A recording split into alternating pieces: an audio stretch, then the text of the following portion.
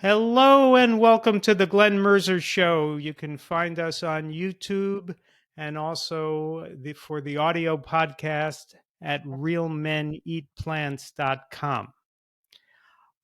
Please remember to subscribe. I'm trying to get to 2 million subscribers. If I can get to 2 million subscribers, that will be very good for the vegans. I'm a little bit shy of that now. My special guest today is my friend Shayda Soleimani.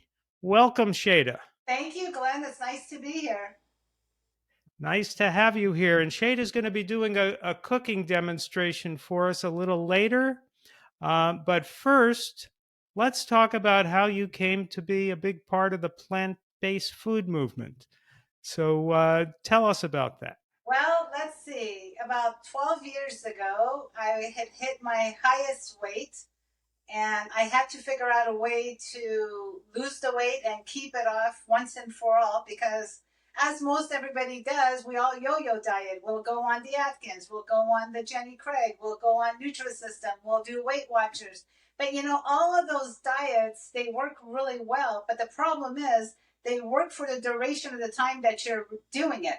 Once you stop doing those diets, then they stop working because you go back to your old habits of eating and all that. And you're not eating really whole foods. Well, I've always said that when the student is ready, the teacher will appear. And that's exactly what happened with me. And who was that teacher? Well, there was two teachers that I owe a lot to, and that was Chef AJ and John Pierre. Those two Okay. were really instrumental in everything that I have accomplished, even to this day, and I can't thank them enough. So, and the way I learned about Chef AJ was really interesting. I came home one day and my mom was listening to PBS, and it happened to be Dr. Furman.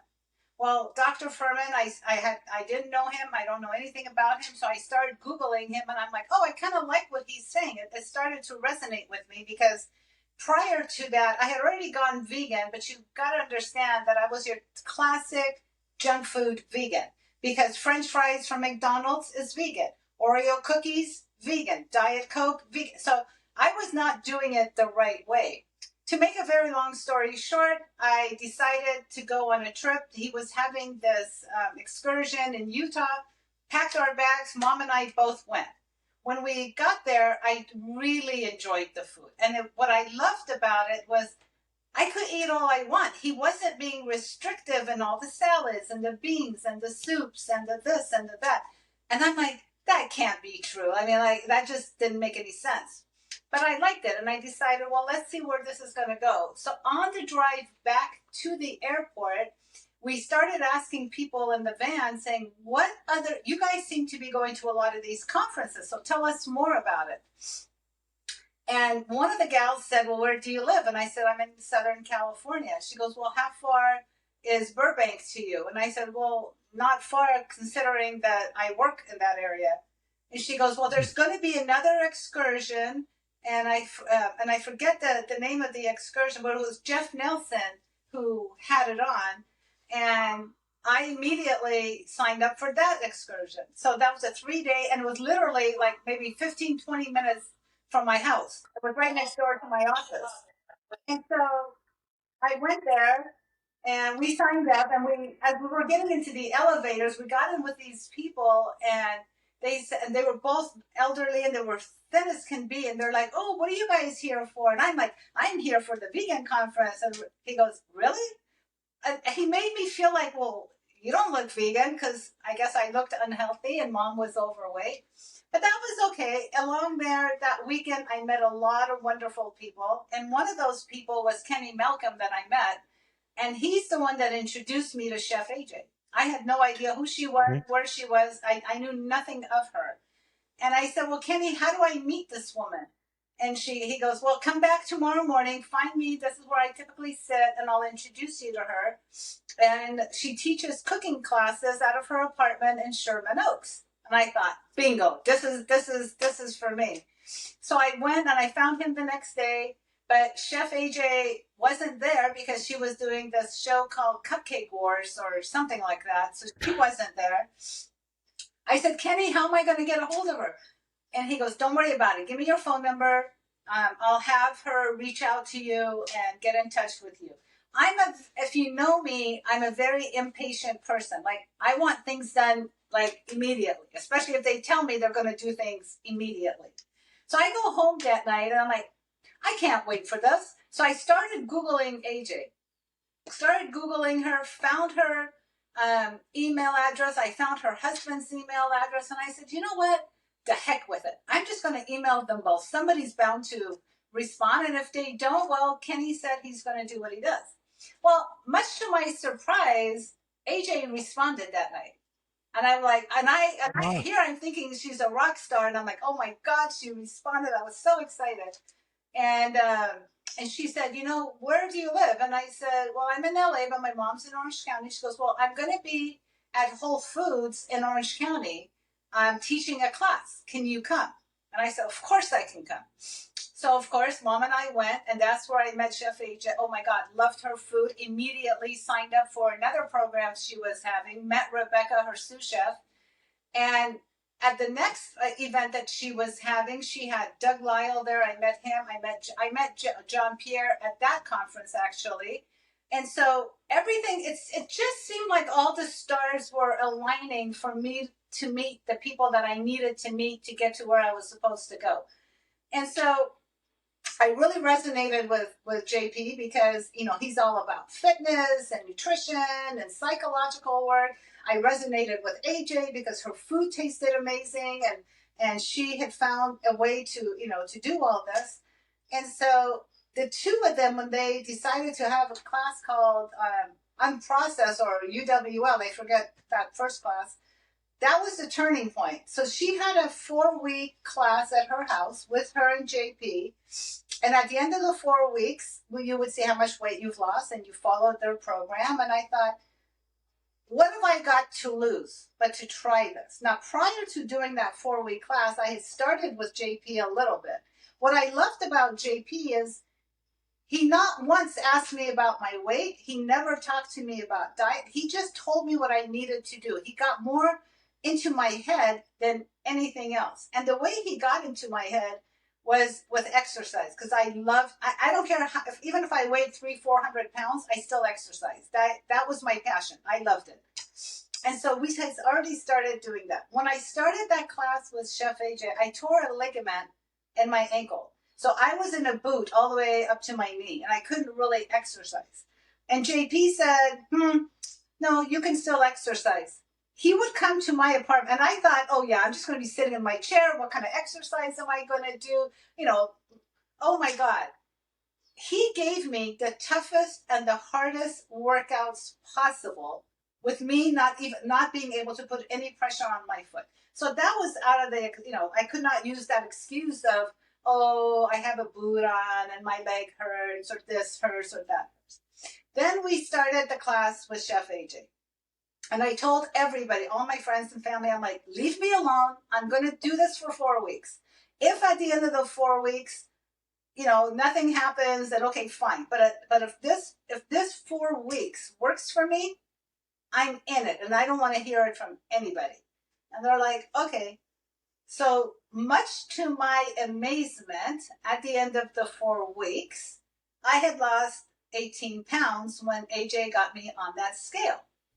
Now, Pretty good. I thought that scale was broken. I made AJ take it 4 times because I did not believe that 18 pounds had come off in that first month. So that set the tone. Then another thing that happened the first week when we met with Chef AJ and JP sat across from me from the couch. Now at the end of the class, AJ brings out this dessert. And it was all completely whole food, plant-based, no sugar, no this, no that. And it was if I recall correctly, it was a chocolate peanut butter torte or something, because I've to this day never had it.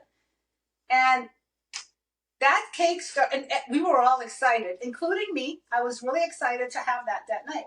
So that cake came around. This was like a graduation cake for the weight loss No, it was the class. first night. This was the first Oh, week that she first. first week she had made this, and she wanted us to, you know, I guess whoever wanted to try it. And so I was super excited. And as it came around and around, next thing I know, I lock eyes with JP, and I never took my eyes off of him. He never once said one word to me. And all I did was take that cake and I passed it over to Zena, and off it went. Uh-huh. And I'm like, Uh-huh. what the hell just happened? But you know what? That set the tone. That set my mentality. That set the tone of, you're going to do this. You're going to have that laser beam focus, and this is how it's going to be. And I have never looked back. So I always used to joke with AJ that for my birthday, I wanted her to make me that cake for my 60th. And I am now 62, and yet I told her, please don't make that cake. I don't need to know what it tastes like, what it is, or anything like that. So to this day, I've never had it. But it set the tone for the rest of my life. It Right. really did. And doctors had told me in the past that it would take Herculean efforts for me to ever lose weight. I have the letter to this Right. day; it's in the house somewhere, which totally devastated me to hear those words. And I would love to find that doctor right now and to tell him, hey, listen, I did it, and here it is, and I did it eating whole food, plant-based foods, Right. and no potions, no goop, no nothing. My cardiologist was really impressed because I took a year off, and I completely devoted myself to this way of eating. I wanted to learn everything that I could learn and to do it correctly. This is how focused I was, how determined I was, I just had to do it. I was tired of getting up every morning and looking at myself in the mirror and just crying because I had completely lost who I was. I completely was not this person anymore. And so for that 1 year, I took I took every class that AJ taught. I took every class that JP taught. I went to the McDougall program for 10 days. I went to True North for about 4 weeks or so, 4 or 5 weeks, and I went to I did another one, but I just had to immerse myself. And the other thing I did, I stuck myself to AJ's hip like there was no tomorrow. Literally, AJ and JP were my mom and dad. Like, I knew that if I were to step out of bounds, one of them was going to grab me and just say, hey, you're going the wrong way. And so what I did is I completely attached myself to those two. Whatever class she taught, I always asked her, can I be your sous chef? Can I help you? At True North, I did the same thing. I was there as a guest. Her and Rebecca was her sous chef, and she was teaching. And I used to go in the kitchen at night, and I said, I need to help you guys. You guys need help. And why did I do that? Because the more I did that, the more I learned what to do. And the more it was ingrained in my head what needed to be done. So that was fantastic for me. And that's where I learned it. And at the end of when I saw Dr. McDougall, he took me off of all my medications. And I was on cholesterol and triglycerides. I was pre-diabetic, all of that. And so my numbers started coming down. Now, prior to all this, my doctor had encouraged me to start taking higher doses of these medications. And I'm like, yeah, Uh-huh. whatever. And did your doctor say anything about diet? Well, he was integrative, and he tried, and he knew I was vegan, and he would give me like the Gardein. He would give me this and that, and we all know Gardein. Yes, it's a good transition, but it's not the healthiest food that you could have. Right. He wasn't too much into nutrition. He has since me working with him has become extremely knowledgeable, and so I stayed off the medications. McDougall took me off, so I took my mom off of them because we were going to eat the same thing. And so at the end of 3 or 4 months, we go back to see the doctor, and he comes in. And we always go together because he sees both of us. And so he sees both, and he goes, oh my God, you guys look fantastic. I couldn't be more pleased. Your numbers are low. You've lost weight. I told you taking the medication would help, and blah blah blah. I said, yeah, we need to have a little chit chat. And he goes, why? I said, please have a seat. He goes, what's going on? And I said, before I could even say anything, my mom blurted out, and she goes, yeah, we're on zero medications.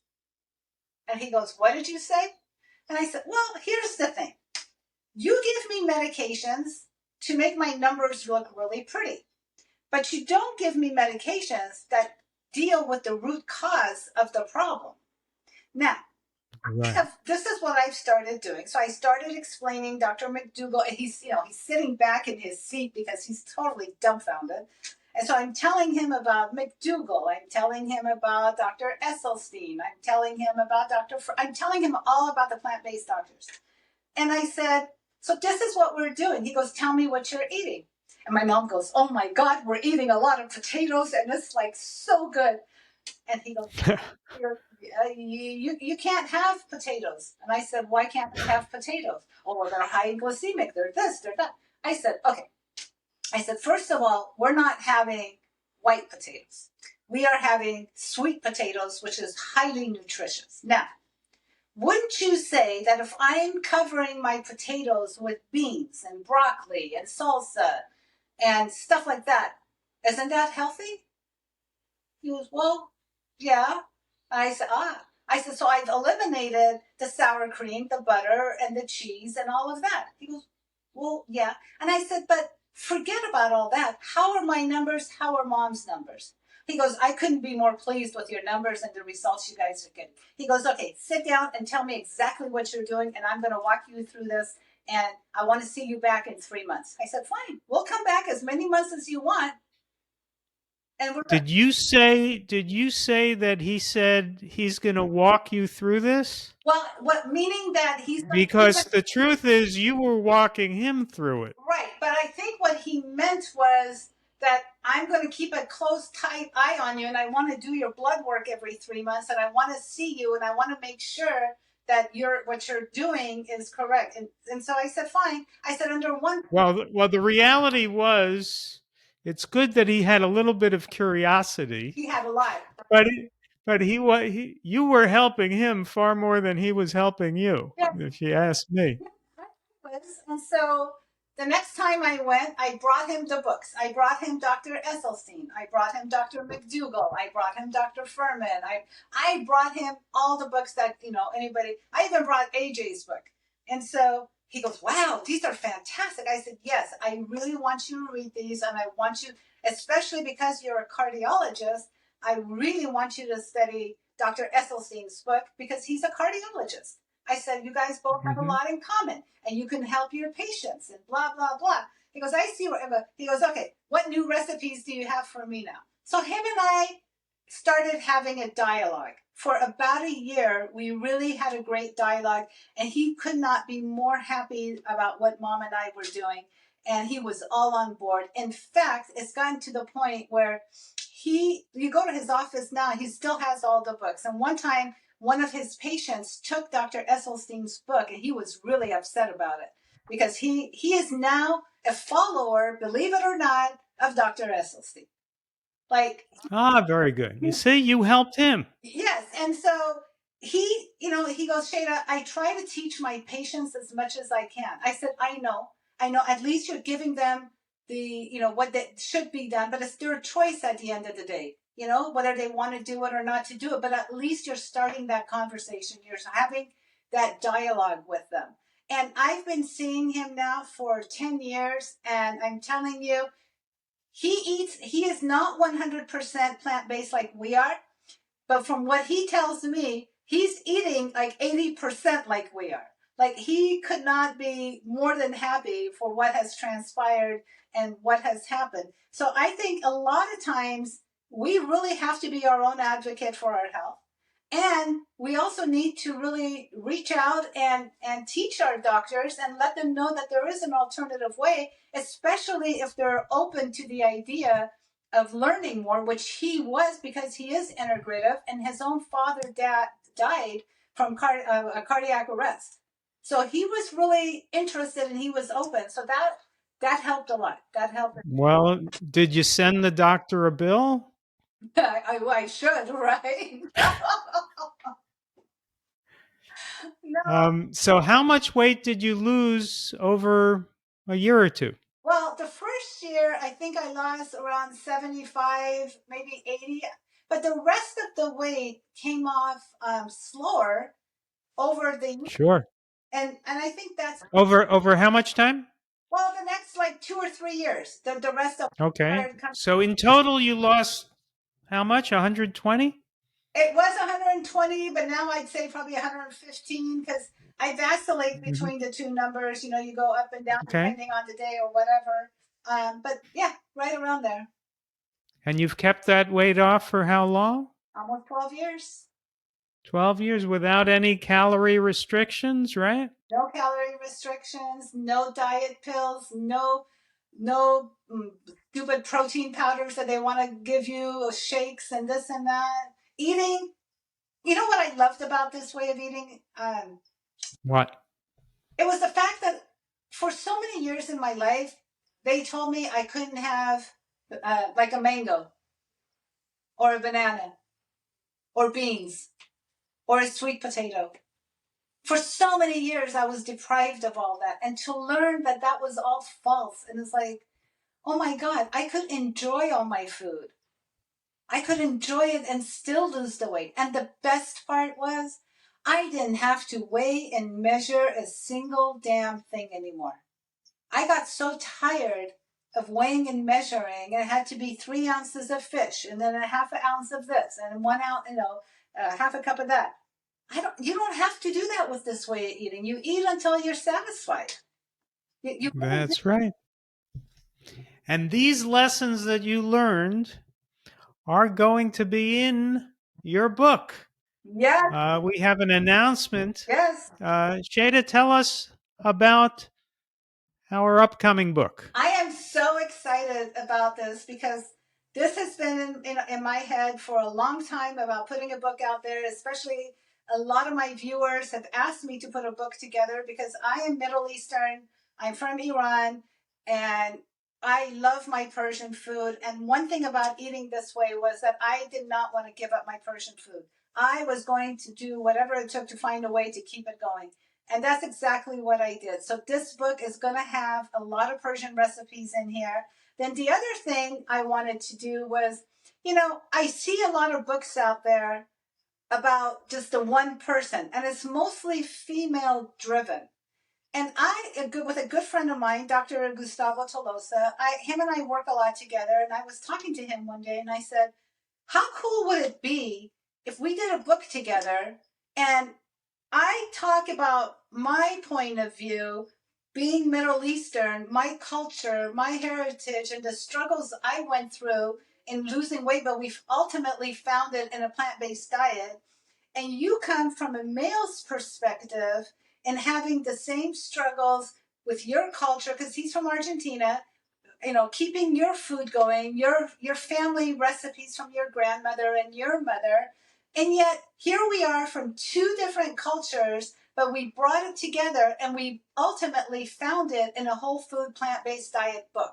I said, how cool would that be for the readers to see you don't have to give up your culture. You don't have to give up any of that. Yes, you will have to make tweaks to the recipe. You will have to make it more low fat and do all that. But at the end of the day, you can still keep your culture. I can still keep my grandmother's favorite recipes, and he can keep his grandmother's favorite recipes, and we can make a book out of this. And he was completely on board, and I have been so excited about this that we called Glenn because we needed Glenn on this book, and so we have our book now, and I think it's Well, close. it's close to being finished. It's been a pleasure to work on it with you and Gustavo. Thanks. It's a charming, one of a kind book. I don't think there's another book like it out there. Um, are we saying the title yet, or are we keeping that a I secret think for we now? should tell the title. Why not? All right. Why don't you say the title? Living your healthiest life, one bite at a time, one meal at a time. And that last part, one bite at a time, one meal at a time, is sort of Shayda's catchphrase on her website, Healthy Cooking with Shayda, and her YouTube channel, Healthy Cooking with Shayda. So it's a charming book, and it'll be out sometime in the second half of this year. Well, and what I like about the one bite at a time, one meal at a time, which I think is important, is because it really starts with that first bite. And it really is that one meal. So let's say you mess up on that first meal. Okay, you don't need to beat yourself up. The next meal you have, start it again. You know, there's no, and that's where that saying came from, because I truly believe it is the one bite and the one meal. And that's how you have to look at it. Yeah. Yeah. Now I have to tell you, Shayda, you're wearing that Friends T-shirt. Yes? That's kind of painful for me Why?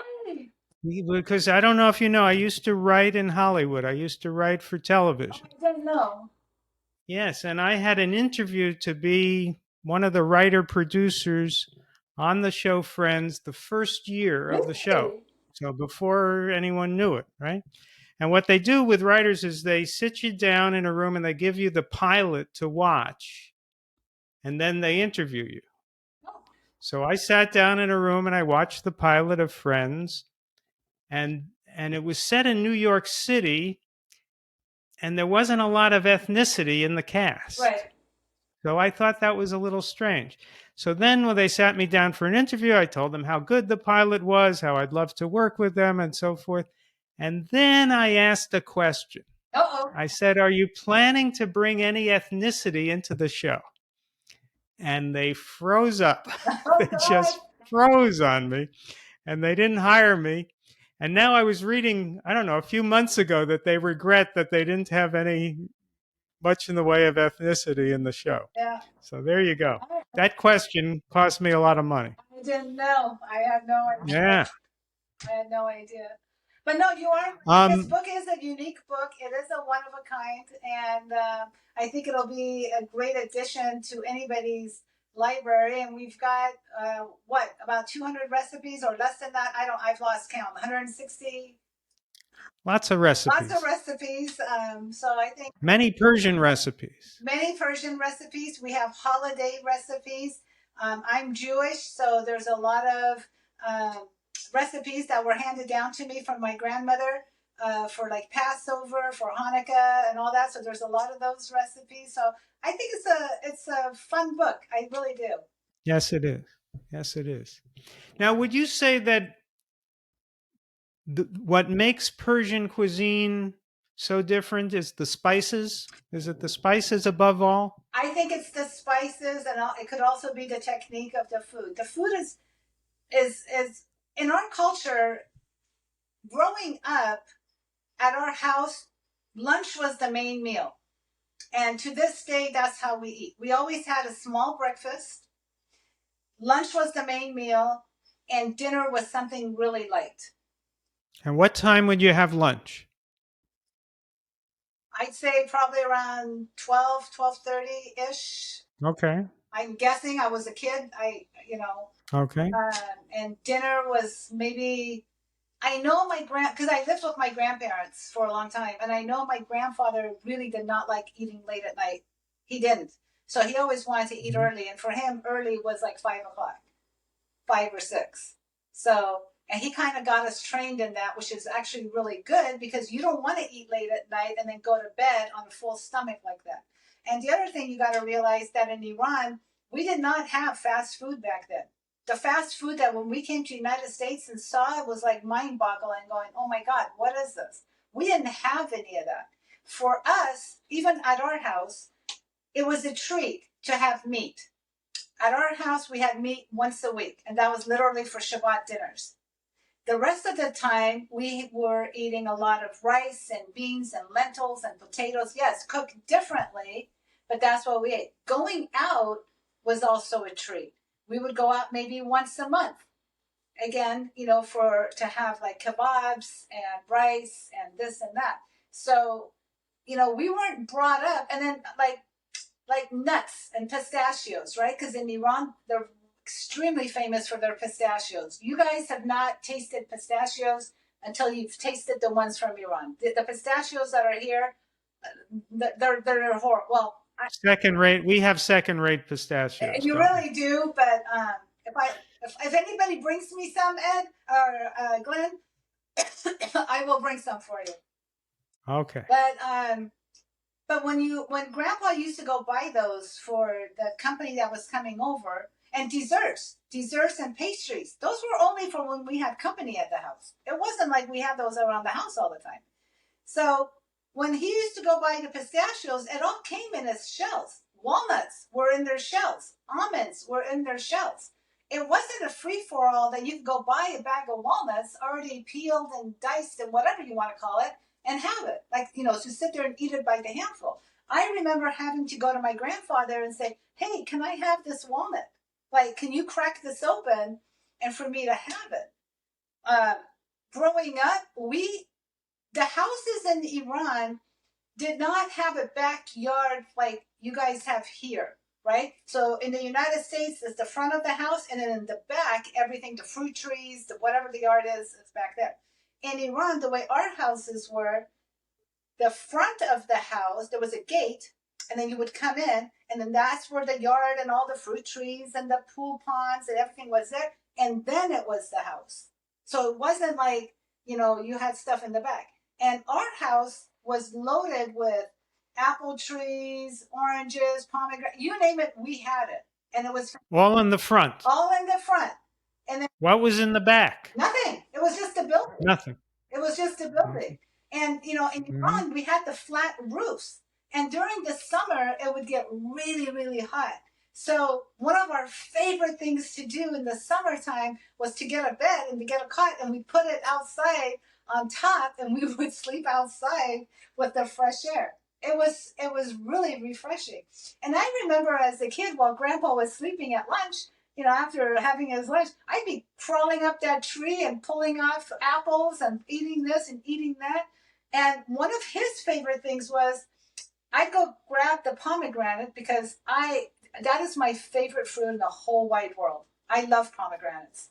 And if you go to my website, there's pomegranates everywhere on the logo, the this and that.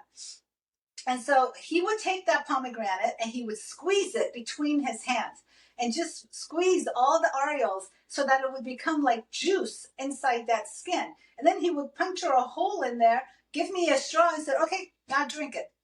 It was all organic. Wow. It was all natural. There was nothing added to, and it was, oh my God, it was the best. It was the best.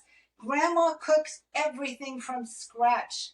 Everything was made from scratch. At our table, there was always a bowl like this big, all fresh herbs. And I'm talking parsley, celery, cilantro, chives. And we ate a lot of that. We ate a lot of fresh herbs with our meals. So eating vegan or plant-based, after I found my way, I'm like, oh my God, we're going back to the old ways. Even towards the end, when my grandparents immigrated to the United States and they were living a mile from our house, I don't care when you went to their house, there was always a bowl of steamed red potatoes on the counter. Why? Because my grandfather loved those potatoes. So we were, Right. yeah, we still, we didn't, Grandma, even when she cooked, she really didn't use a lot of oil back in the day because she didn't like it. The oil bothered her chest, right? So in Iran, one of the dishes that I had to perfect was called the tadik, okay? What the tadik is when you're making rice in Iran, in Persian is kind of an ordeal. It takes like 2 or 3 hours. It's not a 2-minute, pour the bag in the water and there you go, that's rice. That's not rice. So the tadik is the burnt part of the bottom of the pan, and it's the crunchiest part. And in order to make that, you have to use a lot of oil to make that. So it's usually about a 1/4 inch thick. It's really crunchy. And my poor grandmother, any Middle Eastern house you go to, they always do a big pot of that because nobody really cares about the rice itself. Everybody wants that burnt part on the bottom because that's the best part. And typically what they do is once they've taken that tadik out of the pot, they will take the oil that's left on the bottom and they will pour that on top of the rice because it'll make the rice a little bit softer to eat. It's actually really delicious. They'll sometimes take slices of butter and they'll put the slices of butter in between the layers of the rice and it'll all melt. It's delicious. Sometimes they'll take a raw egg and they'll crack it on top of the rice, which I never liked it. But one of our challenges between me and my aunt was, okay, we need to figure out how to do the tahdig oil free. And I'm Right. happy to tell you that we did. So, I know you did. and you know what's funny is people come here, Middle East Persians, and they're like, don't take the tahdig out of the pot until we come and watch you do it. I'm like, all right. So they come and I'm taking it out. And I'm like, okay, you guys ready? I'm going to take this out. So I take it out and they're like, there's no oil in there. I said, I told you there's no oil. But how did you do that? I said, that's a secret. I can't tell you. And one time AJ was here and she goes, teach me how to do it. I said, okay, I'll teach you how to do it. When she saw what went into her, she's like, oh, I'm going to go to bed. When everything's ready, just tell me. And it's really not that difficult. It's just you got to, there's some things to it. But it is those kind of things that make me excited about converting recipes that were hard to make. And there are some in the book that it took me one recipe in the book is called kuku sabzi, which is like an herb frittata. And that recipe literally took me 2 or 3 years to finally get it right. It took that long because that recipe, even though it's all fresh herbs, it uses a lot of eggs. A lot of eggs. In the old version In of it. the old version. But in my Yes, version, but not in your version. no. And I'm going to say it for those of you that are interested in the tahdig, that's going to be a promotion. If you buy the book, guess what? You're going to get that recipe because it's not in the book. That's going to be one of the bonus That's recipes. going to be one of the bonus recipes that I'll be happy to share. It's interesting. Dr. Will Bolshevitz, if I'm pronouncing his name right, who wrote Fiber Fueled, his mantra is diversity of plants, diversity of plants. That's what's good for gut health. Yeah. And the Persian cuisine is all about diversity of plants, right? Yep. And that's why, from my friends that go to Iran back and forth, we don't go back and forth anymore. More and more Iranians are turning to plant based. More and more are moving more towards a vegan lifestyle. And believe it or not, I guess on my YouTube channel, I have a lot of Iranians following me from Iran, which I think is Ah, fantastic. And yeah. they're like, I can't believe you did this recipe, you did that recipe, you did this, and it's really exciting. I think we're in exciting times. So Are we going to have the book translated so that they can read it in Iran? I would love for that to happen. That's one of my goals. Okay. There's two things. Once the book comes out in English, we are going to have that translated in Spanish because we want that book. Okay. We want that book to be out in Argentina and all over Argentina. And and my next goal, once that gets done, then my next goal will be to have the book translated into Farsi because Farsi. there's a market for it. Definitely, there's a huge market for it. Okay. Yeah. All right. So, what are you going to prepare for us today in the kitchen here? So we are making a black bean and corn salad, which is super easy to make. Honestly, the way this recipe came to be was I just had ingredients at home, and I'm like, okay, let's just throw all this together. And I'm like, oh, this tastes really good. My mom's like, oh, this is really good. And it's literally taken a mind of its own, and I keep adding to it, I keep tweaking it. So if you're ready, I'll start. Let's go. So, and I always like to start with a large bowl, even though this salad recipe doesn't need a large bowl like this, but I like it because um, it's a lot easier to mix everything and for all the flavors to congeal together. So we're going to start with 2 cans of black beans that have been rinsed. They're salt-free, that have been rinsed really well. We're going to start with that in here. Put everything in the bowl. One thing I forgot to bring, if you'll excuse me, I have to get from the refrigerator is the lemon juice. So hold on 1 second. Don't go in. Okay. Let's see if I have some background music that can play. Band, would you? Oh, you're back. Okay. Never mind. Oh, I need something else too. So hold on. Oh, band. Once again, Shayda has left the screen. We need a little music playing here. Okay, Shayda's back. Shayda's back. It's not, the refrigerator's just right there. Okay, the next thing we're going to do is we're going to add chopped Roma tomatoes. Now, you need about 2 cups, which it typically is anywhere from 7 to 8 Roma tomatoes. And you're going to add all that in here. And just, I'm a little anal in that I want everything chopped in uniform. That's just me. So if you can do it, do it. But the smaller the pieces, the better, so that you can chew it under. Then we're going to take roasted corn. These are frozen roasted corn that have been thawed out. We're going to add corn to this.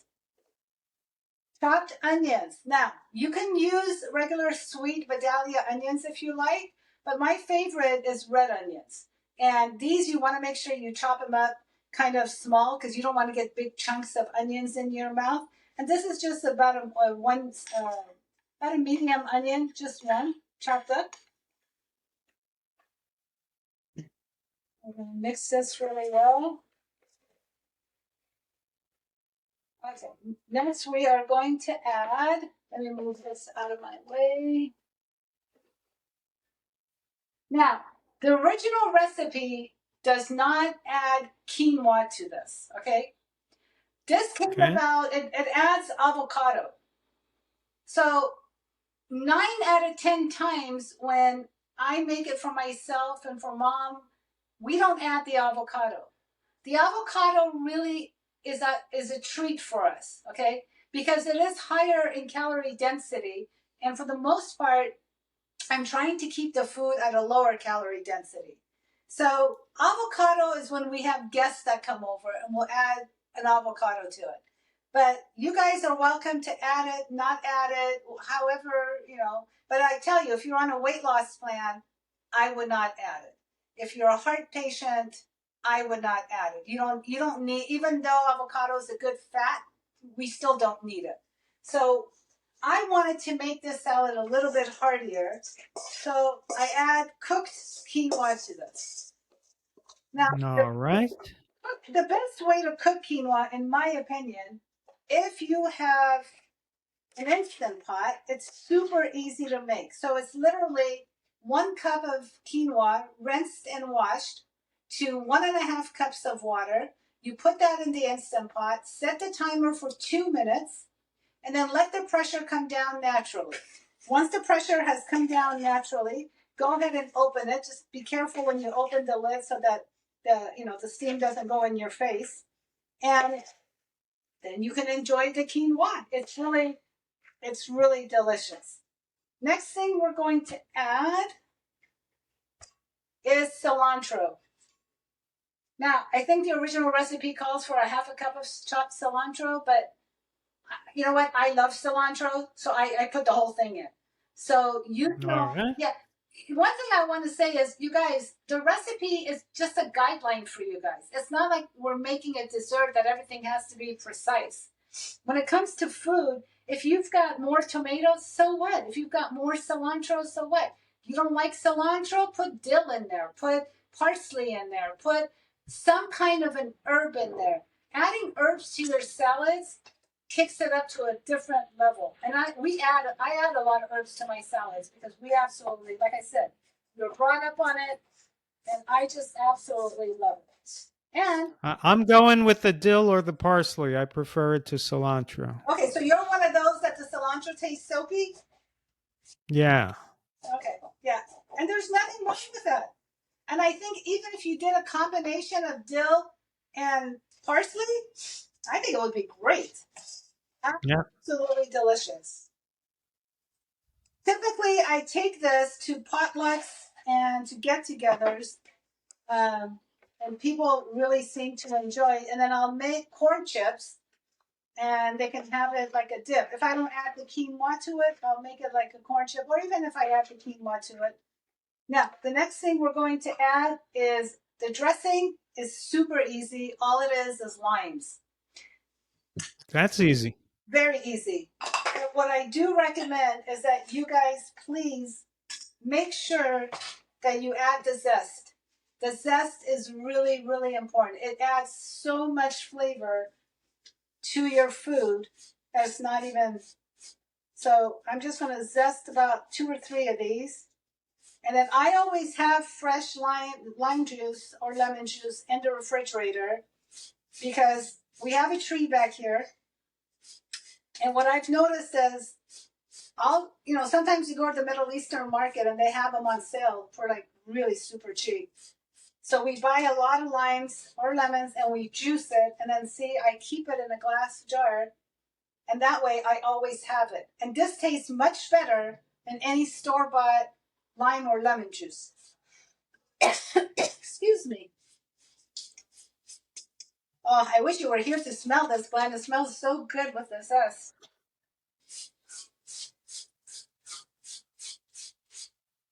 Any questions? Do you ever make it with lemon instead of lime? Yes. It just depends on what I have on hand. Okay. And my mom, sometimes she'll take balsamic vinegar and adds that to it on top of it. So I'm waiting to find out if pomegranates are going to be involved here. Pomegranates are not involved in that recipe. Okay. Right now, because they're not in season. I wish they were in season. I have 2 pomegranate trees in the back. What is the season for pomegranates? It really starts like in November. Really? Yeah. And I tell you, when pomegranates are in season, all bets are off. I will have every meal will be pomegranates. That's how much I love pomegranates. I think AJ once asked me, she goes, if you were given your last meal, what would it be? I said pomegranates. She goes, oh my God. Now, we have pomegranates sometimes, and we just kind of chew them and, extract the juice and then spit out that pulp. Why? Is that what you do, or do you eat the whole thing with the pulp? You eat the whole thing? Are you kidding? That's all fiber. But it's hard to swallow that pulp. No, that's not. No, it's not? No. So maybe that's a Persian thing. Maybe during the season, you go to any Iranian's house and they're gonna have pomegranates in the house. So one thing that I've started adding to this recipe that is not in the original recipes on my website is these pickled jalapeno peppers. They're chopped. Okay. And this adds such a nice flavor to this salad. So I'll add like a tablespoon, which really a tablespoon for this big of a salad is really not much when you do that. And if you get some of the juice in there, that's fine as well. And then we're also going to add, okay, so this is going to make me sneeze, but hopefully I won't sneeze. This is a ground jalapeno pepper. Now you can add fresh jalapenos to this with a seed to make it spicy, or you could cheat like I do and add the jalapeno pepper just to give it a little bit of a kick. Well, we're all holding our breath, waiting to see if you sneeze. I've had the lid open for the whole time, hoping that it's not going to make me sneeze, because typically it does that. So maybe that might have worked. Then we're going to add garlic powder to this. Now you can add fresh garlic powder, and then I'm also going to add black pepper to this. A little bit of black pepper. So this is a fairly spicy salad. It really isn't. No? No, it really isn't. So I'm wrong again. You're not wrong, but it just depends. You control. If you don't want to add the jalapeno peppers to it, don't. This salad is not going to make it or break it if you add the jalapeno pepper. I just like a little spice. I can't handle if it's too spicy. You know what I mean? Right. So now we're going to add about a half a cup or more. You need to taste it of the lemon juice. So this is effectively your dressing. That's it. It's lime juice, right? That's it. Most of the time, I would say 90% of the time in this house, our salad dressing is lime juice with this balsamic vinegar, which is the Grand Reserve balsamic vinegar. I think it says Grand Reserve 25 here, but from Napa Valley. But 9 out of 10, Okay. this is our dressing. I don't, yes, I do have salad dressings that I've done on the website and in the book, but I try to, for the most part, eat really simple meals and keep even the salad dressings simpler. I have a full time job, so it's not like I can sit and constantly be making salad dressings. And you know, salad dressings are good, what, for 3 or 4 days, then you got to make a new one, then you got to make a new one. So this is my favorite: the pickled jalapenos, the lime juice, and a little bit of balsamic, and I'm a happy girl. And for listeners on the audio podcast, this is one big bowl of salad. So this might last a few days, right, Shayda? More than a few days, probably, yes. And it's a really hearty salad. In fact, I've invited my neighbor to come over to have lunch today with us because we're making this. Um, because it is pretty big. And but it's a great salad, you guys, to take to like potlucks and to get-togethers. Yeah. It's not only easy to make, it's quick, but all non-vegan eaters that I take it to, they all say, "Can you bring that salad again? Can you bring that salad again?" Yeah. They love this, and then I'll make the chips, and they'll have it with the chips, or they'll just have it plain. You can wrap this up in a tortilla wrap. You can wrap it up in a collard green if you want. You can eat it just the way it is, and like I said, avocado is completely optional, but 9 out of 10, we don't use avocado in the house unless, like I said, there's company coming over. Then we'll use it. Okay. And that's the finished salad right there, right? I don't know if you can see it. Can you see it? Beautiful. Yes. Yeah. All right.